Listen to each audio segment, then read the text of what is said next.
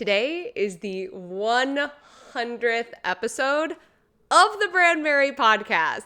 Oh my gosh, I cannot believe that we've reached this milestone. And I think with every milestone that I've had in my business, it's a time of reflection. And I really love sharing the lessons that I have learned along the way. And you love listening to those episodes as well, according to our analytics. So today we're going to dive into 5 business lessons that I have learned over the past 2 years since starting this podcast. I started this podcast in the summer of 2021. We were getting ready to head to Hawaii. It was our year of island hopping. We had done St. Croix, we were spending about a month in Hawaii, and we were later heading to Greece. 2021 was a really awesome year, let me tell you. Business-wise, personal life-wise, it was going really amazing. And it's really interesting to think back on how much life has changed since I released that first episode, how much I have changed since I released that first episode. And surprisingly enough, staying consistent with this podcast has not been hard for me. I truly love sharing these bits of information. But over the past year, I really wanted to expand the type of information that I share with you, stepping outside of just tips and tricks, which of course you can find on my blog and in a ton of other resources, but going deeper and really talking more about my journey as an entrepreneur. And that's really what this entire episode is about. Now, I've been in business for 7 years, and we're not going to go back all the way to the beginning, although a lot of the things that I'm sharing with you today definitely apply to back then as well. But I would say that the last 2 years, since, again, launching this podcast, I have gone through tremendous growth as a business owner. Those first few years are your normal, going with the motions, right? Trying things and seeing what works and figuring out what it's like to even run a business in the first place, determining your brand, starting to market, create content. And that is something that once you kind of figure out where you're at, it can be repeated again and again and again. But then, of course, over time, you want to grow. At least I hope you want to grow. And you want to challenge yourself. And life will also challenge you back. And a lot of the things that I've learned in the past 2 years as it relates to running my business have also been things that I have learned and discovered in my personal life as well. And if you've been listening to the podcast for any length of time, you know that I truly believe that the two things cannot be siloed away from each other. That what happens in our personal life benefits or impacts our business and vice versa. But at the end of the day, it is really important that we remember why we have our businesses in the first place. And that is, in my opinion, to improve our personal lives so that we can benefit from these experiences, so that we can have this time freedom with our family, so that we can do the things that truly light us up. Is it always easy? Nope. I posted a reel the other day that said, is it worth it? Absolutely, but it's not for the faint of heart. So let's get into some of the top lessons that I've learned over the past 2 years as a business owner. The very first one is that alignment is everything, and alignment will change. I often share stories about setting goals, right? And planning in business. This is something that comes really easy for me as a strategist. I am so good at looking at someone else's business, someone else's, a vision for the future and helping them strategize how to make that possible. It's one of the reasons I just released my very first planning course, Brand New Plan, which is available right now. But as a recovering perfectionist, it has been tricky for me to do for myself. The actual strategizing or figuring out what the steps are, easy peasy. The figuring out those aligned goals for myself used to not be so easy in the past. And around 2021, when I was launching this podcast, I was also struggling with this concept. I quickly realized at the beginning of 2022 that the goals that I was going for in my business were not my goals. They were not my authentic goals. They were based on what I saw other people 5 years into running a business achieving. It was based on what I heard other people saying they were having success in their business. It was based on where I thought I should be as a business owner. And I completely bypassed the fact that the way that I live my life and the things that I value might be different. So of course, it took some freaking trial and error, and there were quite a few mistakes, some of which I'm going to share in the next lesson. But I realized beginning middle of 2022, when life happened to us, where a health scare happened and I needed to pull back from my business, and it was completely unexpected. And I realized in that moment that like what I was actually reaching for wasn't what I wanted. And it made perfect sense, right? Because everything that I had been trying to do to reach that goal, it felt like I was just pushing a boulder up a hill. It didn't feel in flow. You know, I'm no stranger to hard work. Hard work is really important, and I believe that hard work is necessary, but this was just straight up difficult. And it really didn't matter what I did or how I pivoted. It just wasn't working. And the reason it wasn't working was because the goal that I had created wasn't my authentic goal. It wasn't aligned with my vision. I had borrowed it from someone else. And looking back, I think I've done that a lot. And I'm sure listening right now, you're probably thinking of some things as well in your head. But it was kind of an in-your-face moment where I realized that I had pulled away from so much that made me as a business owner and the things that I really loved to meet some make-believe standard that I thought was necessary for me at that stage of my life and business. And although the health scare was terrifying and incredibly challenging, I'm thankful that it happened when it did, because it regrounded me in what I truly wanted. And I've used that same reminder now, you know, really, I guess 2023 was the first time that I sat down and I was like, before we can make a plan, before we can figure out what steps we need to take, what do I really want? And blocking out the noise from where I think I should be or what I think I should be achieving. And let me tell you, it is not super easy, especially as an entrepreneur where we are consuming content online. We're trying to learn new things. We're always learning and wanting to grow. There is a lot of information being thrown at us.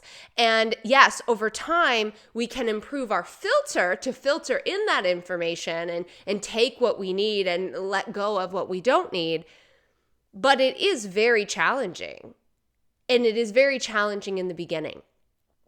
And again, I think I wanted to start with this because there is this misconception around setting goals in business. And I used to teach them, where you pick a number and then you just reverse engineer. But there's so much that goes into actually picking that number. There's so much that goes into how you actually want to feel. There's so much that goes into what do I want my time and my family dynamic to look like? Does this all align? Does this all make sense as a whole? Because again, it cannot be siloed into these little buckets. Every single thing weaves together.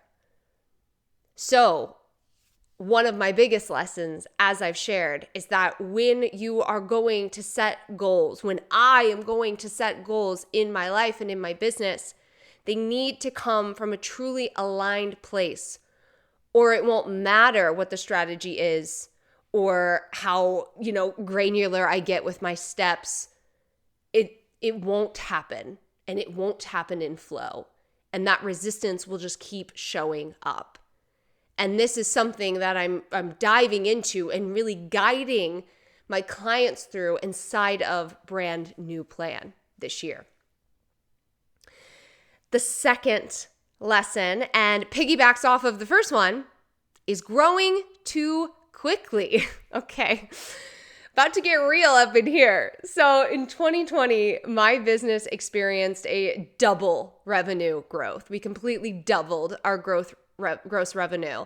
And it was truly amazing. I think depending on your business, it was a very hard year for a lot of people. But with established businesses in the world that I was in, with online businesses and branding, it was a fantastic year. And so I started thinking, where do we go from here, right? Thinking about lesson number 1. And I started following some new people, and I started, taking on new information. And the general consensus that I kept hearing was like, you're ready for $1 million, okay? You're ready for $1 million. You've hit 250,000. That's the hardest part. You're ready for $1 million. And that became my goal. And so I started looking at, all right, we've grown quickly and we want to keep growing quickly. What are the things that we need to do? Again, lesson learned, looking outside of myself for the answers. And the big thing that happened, or the big message that I kept receiving, was grow a team, build a team. You can't do it without a team. You can't hit $1 million without a team. Now, I know now that is absolute bullshit, and you absolutely can. And there are a lot of entrepreneurs who have 1, maybe 2 team members that are supporting them, and they have created these $1 million businesses. But what was happening here is, 1, I clearly wasn't aligned with the $1 million business at that stage, right? I had just kind of embraced that, whoa, holy crap, we've made $250,000 in a year. That was a big jump. And now I'm wanting to jump that much more. That's more than double. And so I was looking outside myself for answers, and I started to embrace this whole build a team, build a team, build a team. I had never had a team. I had been a manager before to 2 people, and I started just hiring. I was so freaking fortunate to hire Delana, our operations manager, who's still with us today. But I then was like, I need a marketing manager role, even though marketing is kind of my bread and butter and what I truly love doing. I had convinced myself that, hey, if I want to be a $1 million business owner, this is something I can't do anymore, right? I need to outsource it. So I had taken on a marketing manager role. I had started investing in more graphic design. I had hired a client retention team. I had taken on an ads team that was actually running all of my ads. And all of this was happening at the exact same time. And I went into it guns blazing. And I was excited. I mean, who wouldn't be excited? But about 2 months in, I started realizing that all of my time was spent managing. That I was spending all of my time in meetings, trying to fix things, trying to communicate how to fix things, trying to edit things, give my feedback, that I had no time to create anything. And I remember telling my husband, like, I haven't created anything new. Like, I don't really have time to write emails. I'm kind of regurgitating old information. I feel like I'm not creating my own social media posts because my graphic designer is doing that. All of these people were amazing at what they did, but it wasn't working for my business. The reason I started my business was to make an impact and to creatively be fulfilled. And the way that I'm creatively fulfilled is creating content like this, writing, taking the information that I have and breaking it down and creating programs and things that are ultimately going to support you. And I didn't have any time for that. And on the flip side of that, I started to really ask myself, is all of this actually paying off? Is this really getting me to where I ultimately want to go? Is this how I want to structure my business? Is this how I want to spend my day to day in the long term? And it became very, very clear after about 6 months that the answer was absolutely freaking not. I was so tired of managing a team. And I started diving a little bit more into personalities, and I started to say like, whoa, this is not the answer for everyone. Of course it's not the only answer. Sometimes when I have these realizations, I'm like, you knew that. You already knew that. But again, it's really easy to not trust yourself every single move that you make as a business owner. I've never done this before. You've never been where you are now. And so I started to strip away. And I was really fortunate that the people that I had really great personal connections with, they were pivoting in their business. So it was like, ain't no thing. And the agencies that I chose, I very simply said, this is not working. And I stripped it back. And almost immediately, I felt like everything was clicking. Everything was lining up again. But it was a hard lesson. I spent a lot of money and a lot of time doing that. And I didn't find myself any further along. Now, of course, I'm all about testing and I'm all about data. And I know that running ads, consistently past 6 months could absolutely have led me to $1 million business. But I probably would have hated it every single step of the way. And that is not why I decided to become an entrepreneur. I would just go clock in and work for somebody else if that's what I ultimately wanted to do. And so summarizing this point would definitely be, look for growing too quickly out of alignment. It's okay to have those really big goals if they are true to you. As I shared, that wasn't actually true to me. That $1 million goal was not true to me. And looking back now, I totally see it. But if it is in alignment, watch the moves that you take with these big growth periods and just check in with yourself quite frequently to make sure that as these changes are happening, they actually feel good and that you're still doing the things that you ultimately enjoy doing in your business. You're not losing sight of those things. There are a lot of entrepreneurs that I know, my colleagues, that love managing a team, could go the rest of their life without creating a single piece of content. And I love them for that and I applaud them. And woohoo, I am not that person. And this lesson really taught me that. And so I started to redefine, what does it look like for me to be a CEO? It doesn't mean that I have to have a big team. It can actually mean that we can do great, amazing things with just a few core people.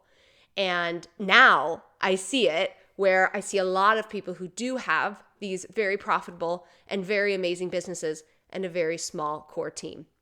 It kind of goes back to, when you decide you want to buy a new car and maybe you decide you want a specific car, you start seeing it everywhere. It's like just like that. The third lesson that I have learned over the years is work smarter, not harder. I think a lot of us come from the generation and the mindset that if you're not working hard, you're not making money. If you're not working hard, then you're not successful. And I recognized that pretty early on. I mean, definitely before 2021, that was something that I was working on. But then I think there's this flip side of it where it's like everything should be easy and we should be in flow. And if it's not, then nothing's right. It's like finding the balance is actually quite difficult. And I have found that in order to achieve the balance, to achieve the dedication and the commitment, and then to achieve the ease and the flow actually comes down to working smarter, making smarter, calculated decisions in your business. And a lot of this has come down to the systems. I didn't realize when I wrote down my notes, but each of these is kind of building on the next one. So when I decided to strip back on the team, I had to start thinking, all right, well, how do I take care of those things in a way that's not taking all of my time, right? I still don't want to be doing those things, not all of them. Client retention, no thank you. I don't really want to be worrying about bill payments and accounting and graphic design. I don't really want to be spending all of my time designing graphics. So I had to start thinking, how do we create these systems? How do we start working smarter on the backside of our business? And we really started to create more templates, email templates, workflows, lately, within the last, 6 to 9 months, I've really been embracing using AI to do just this. A lot of people talk about tools like ChatGPT for copy and content, but what I really think the sweet spot is repurposing. And the things that take us a lot of time in the content creation process, using these amazing tools to actually get our content out there. So I'm still creating it. It's still my original content. It's still my voice, something I love doing that I realized over the years needs to be protected. But the distribution part of it, like there are so many amazing tools available to us as entrepreneurs that we can use to save so much time and energy. Recently, I've been using a tool that I'm still testing out, but I promise that I'll share with you. And I can input my YouTube link, and within 5 minutes, it gives me a ton of clips, anywhere between 10 to 15 clipped videos with captions inside of my brand template that I can then put on YouTube, on TikTok, on Instagram, saving me hours. Or taking an audio recording, just like this podcast, transcribing it, putting it into ChatGPT and asking it to format it into a blog, maintaining the same copy. 10 minutes would have taken me 45 minutes plus maybe. So it's about really understanding, like, what do you want? What feels really good to you? And then support yourself with the systems. And these are the same things that I have been really applying in my personal life as well. How can we streamline this? How can we make this a little bit more efficient? How can I take back my time in these different areas? I think there's a heightened sense of that for me at this stage of my life, because we're fortunate to have access to a lot of these different things, and we can use those to keep getting us closer to our goals without depriving ourselves of the things that are most important. In my case, it's definitely time freedom. So every time I'm thinking about doing something new or adding it on to my business because it's going to help me achieve X, Y, and Z, I always ask myself, how can we make this more efficient? How can we carve out just even a little bit of time? Because over the course of a week, a month, a year, that's precious time that I get back.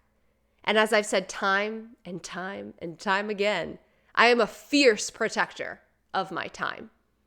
And I'm not willing to compromise that as a business owner. And luckily we don't have to, because we have systems and because we have these amazing tools at our fingertips.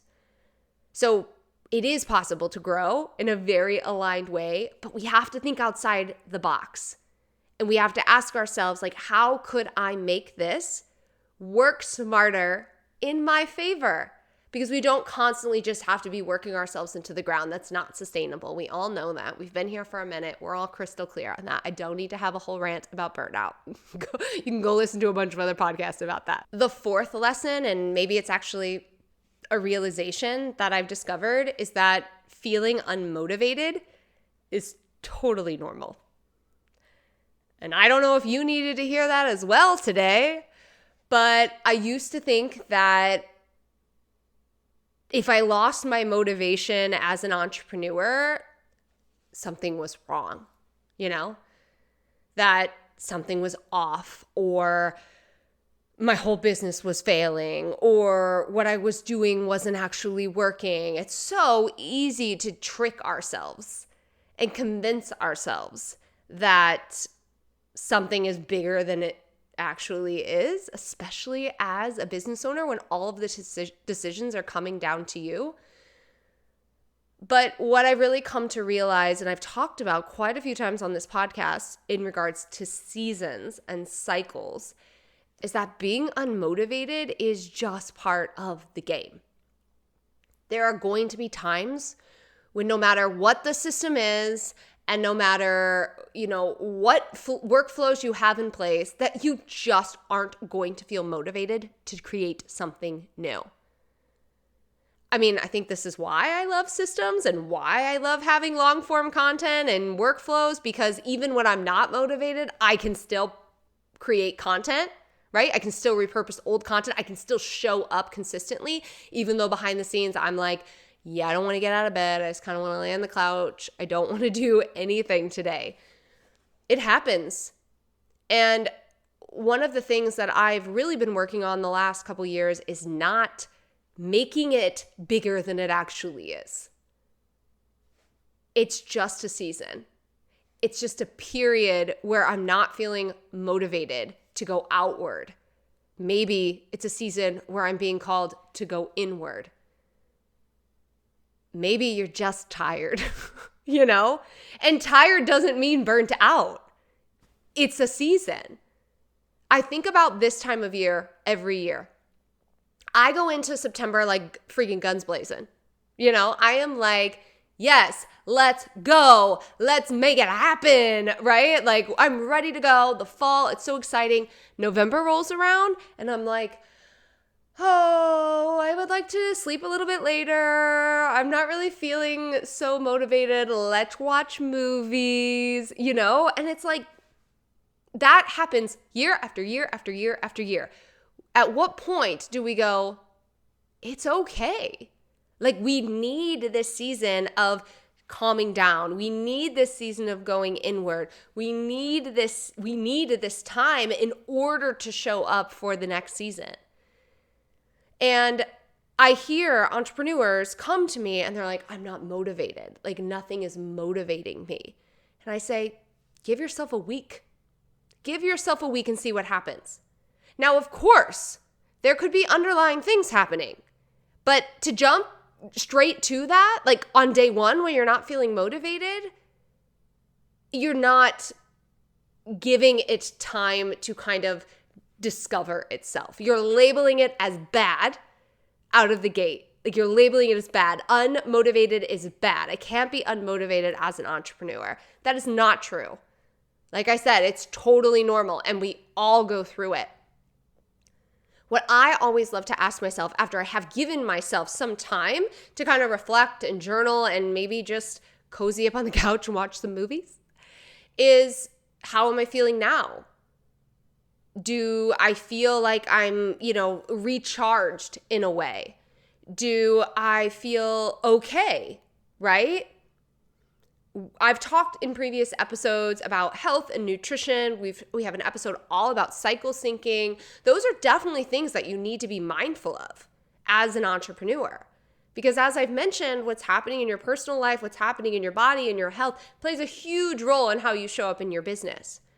So yes, sometimes when these things happen, I do ask myself, how am I eating? How am I caring for myself? Am I getting the amount of sleep that I need? Where am I at in my cycle? Are there things that might have changed with my health? And I start there. But again, not everything might be this whole underlying issue. You might just need a little break.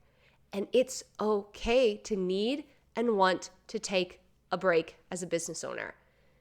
And the more that you push yourself through those breaks, the faster you could lead to burnout. But the more that you honor that time and step away, the faster you might actually propel yourself forward into motivation again. Sustained motivation. I released an episode earlier this year where earlier this year, it was 2 months ago, about my summer break. I took a whole summer break away from creating content. I launched a product shop where I repurposed a lot of old products that I had, things that I've sold in bigger packages. And I just took a break and it was amazing. And I came into it with fresh ideas. One of them being this planning course that I just released, brand new plan that I feel like is like 7 years in the making. That would not have happened if I had not have taken a step back. It's okay to be unmotivated. The key is having a plan to get back into it, giving yourself time to step away, but also saying, all right, we're going to reflect. We're going to see what's happening. Is it something happening underlying? No. Do I just need a little bit of a break? Great. I'm going to honor that break and I'm going to get back into it. And 9 times out of 10, I inch back into it and then away we go. And I'm feeling it again. And it's usually around the solstice. It's usually around a seasonal change, let me tell you. All right. The last thing that I want to share with you that, again, I feel like is something we just need to hear. Life's going to happen. Life is going to keep happening. You are going to have plans. You are going to have visions. You are going to have a very, very strict do this on this date, and life is going to happen. You cannot escape it. There are things outside of your control. But as we tell our son, you can control how you react to the situation. You do not have to just throw in the towel and say, it's not going to work.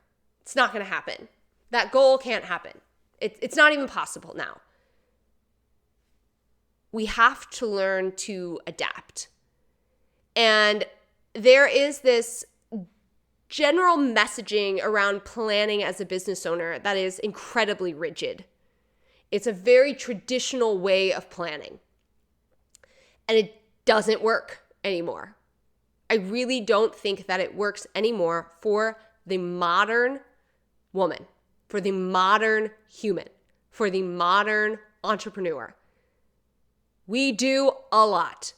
Many of you work full-time jobs and are running your business and manage an entire household and are a caretaker and you're trying to prioritize yourself.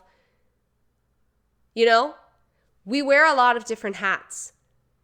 And that hasn't always been the case in generations before. And being an entrepreneur and being a business owner now is unlike it has ever been in the past with how we show up and how we have to create content. It's really important that we start embracing this concept that I am coining called planning fluidity.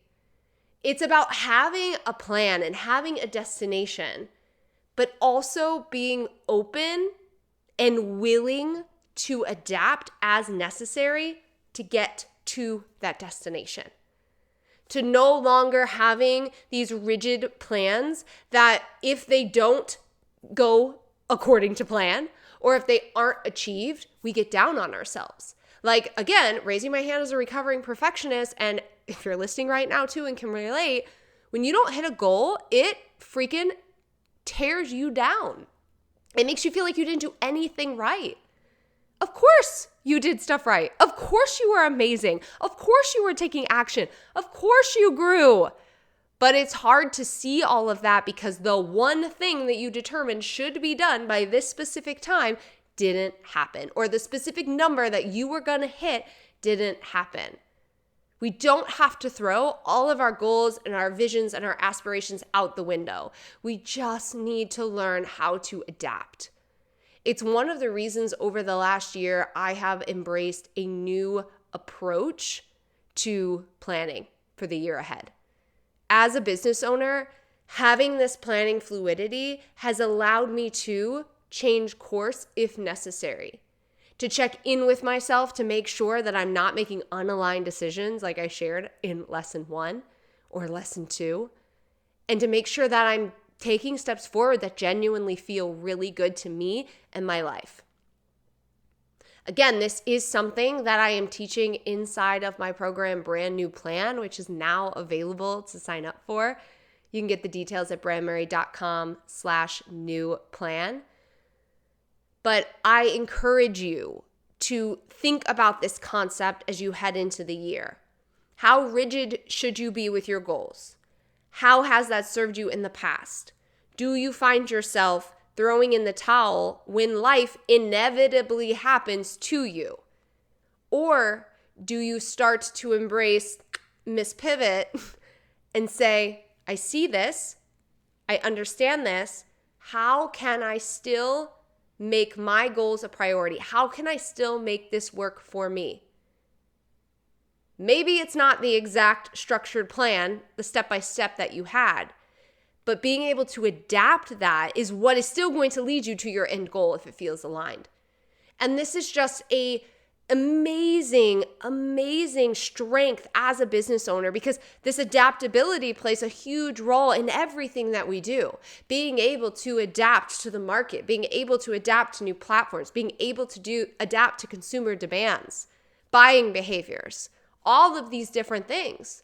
But it really starts with you. Are you able to adapt to your dang self first and still keep your eye on the aligned and authentic vision that you have for yourself? Because that's where it all starts. This is a full circle moment. We go all the way back to one. I hope that this episode inspired you. I hope that this episode felt grounding in some way. I hope that this episode gave you permission in the areas that you were seeking permission. I hope that this episode made you feel less wrong. Because it's easy to feel like you're not doing everything right. It's easy to feel like you're not where you should be. It's easy to feel like you're not checking all the boxes. There's a lot of messaging out there that's telling us in order to be X, we have to do. But like, you get to decide what X is. You get to decide what that looks like. You get to decide your life. You get to write to your own story. That's it. That's the moral. That's the moral of the story. And I hope that this episode inspired you to do just that. I would love to hear from you.